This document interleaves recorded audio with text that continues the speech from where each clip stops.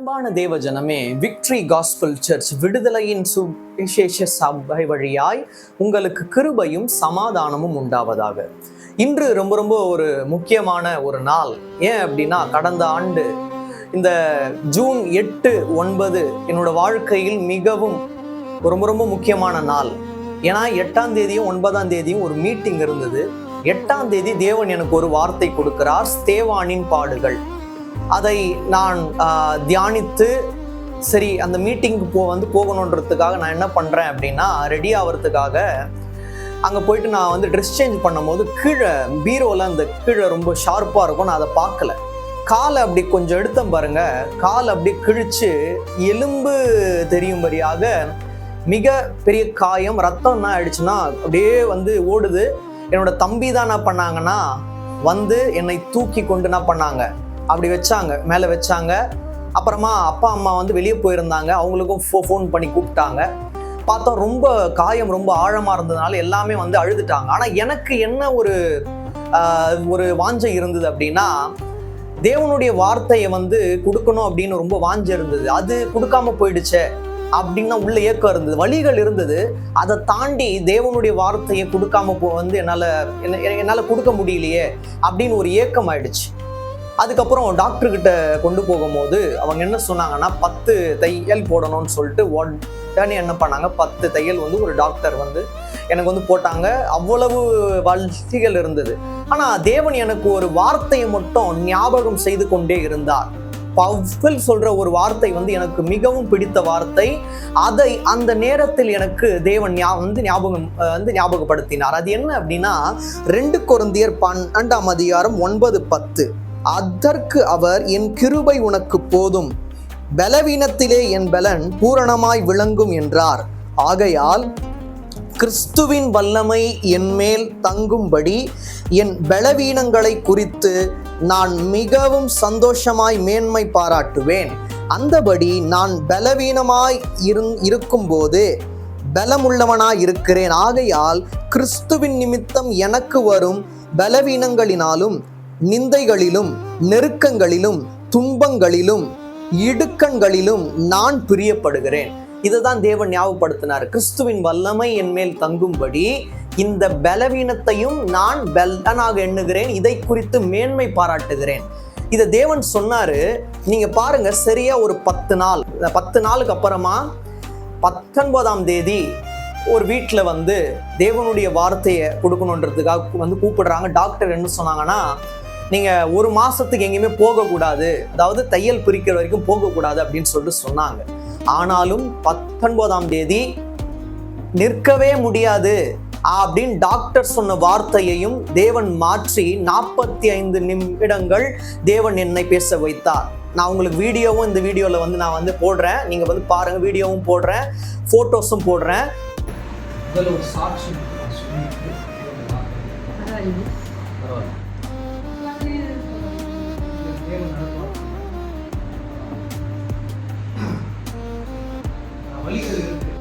அல்லேலூயா, அல்லேலூயா, அல்லேலூயா.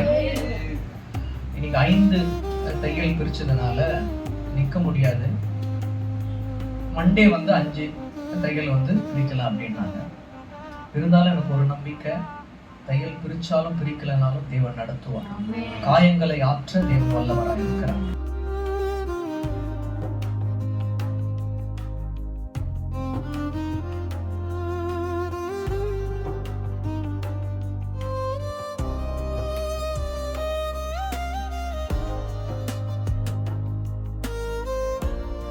கால்கள் மிகவும் சோர்ந்து இருந்த நிலைமையில் கூட தேவனுடைய வார்த்தை தாங்கியது. அதுதான் உண்மை. சாட்சி சொல்லணும் அப்படின்னா சொல்லிக்கொண்டே போகலாம். என்னோட சிறு வயதிலிருந்து தேவன் செய்த நன்மைகளை சொல்லி தீர்க்க வேண்டுமானால் என்னுடைய காலம் போதாது. எனக்கு வயிற்று வலி இருந்த போதும் தேவன் என்னோடு இருந்தார். என்னோட 2 கிட்னிலையும் ஸ்டோன்ஸ் இருந்த போது தேவன் இருந்தார். அது யூரினரி பிளாடர்ல ஸ்டோன்ஸ் இருந்த போது கூட தேவன் என்னோடு இருந்தார். லோ பிபியா இருந்த போது கூட தேவன் என்னோடு இருந்தார்.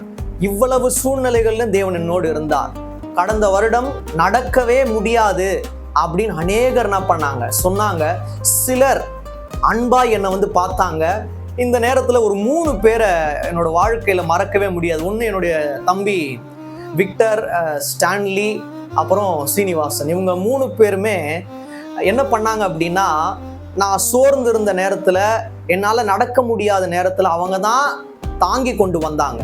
அவங்க தாங்கல, தேவன் என்ன பண்ணார், அவங்களை தாங்கும்படியாக தேவன் வைத்தார். அப்பா அம்மா அவங்களுடைய ஜெபம்தான் இந்நாள் வரை என்னை தாங்கி கொண்டு வருகிறது.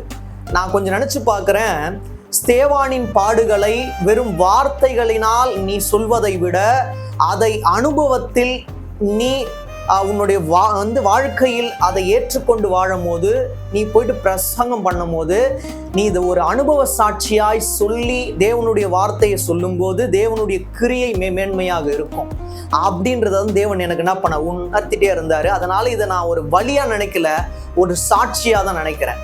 அநேக ஊழியர்கள் என்ன பண்ணாங்க, அப்படியே பார்த்து விட்டு சென்றார்கள். ஒருவர் கூட என்னை பார்க்கல.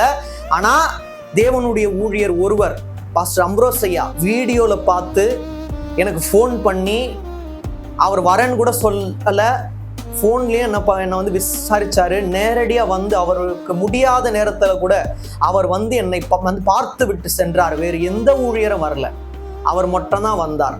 நான் இன்னைக்கு தேவனுடைய ஊழியத்தை செய்யறேன் அப்படின்னா அதற்கு ஒரு முக்கியமான காரணம் பாஸ்டர் அம்ப்ரோஸ் ஐயா.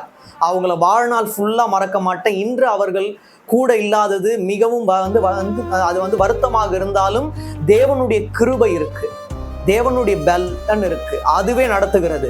நான் நடந்தேன் அப்படின்னு சொன்னா என்னை விட மூடன் யாருமே இல்லை. அவர் என்னை நடக்க வைத்தார். இன்று நான் நின்று தேவனுக்காக ஓடி பிரசங்கம் பண்றேன்னா அவருடைய திவ்ய கிருபை, அவருடைய தூய கிருபை. இப்ப கூட நீங்க இடது காலில் கடைசி 3 விரல்கள் செயல்படாத சூழல்ல கூட தேவன் என்னை நிற்க வைக்கிறார், தேவனுடைய வார்த்தையை கொடுக்க வைக்கிறார். இதற்கு காரணம் எல்லாருடைய ஜபம். பலர் சாம் கீழே விழுந்து அழிஞ்சிடணும்னு நினைப்பாங்க.